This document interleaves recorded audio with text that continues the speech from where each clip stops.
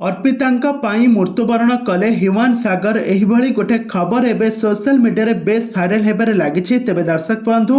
ए संपर्क रे कोन रहिछि प्रकृत सत्य कोन अर्पिता कोन सतरे कोन ह्यूमान का मृत्युर कारण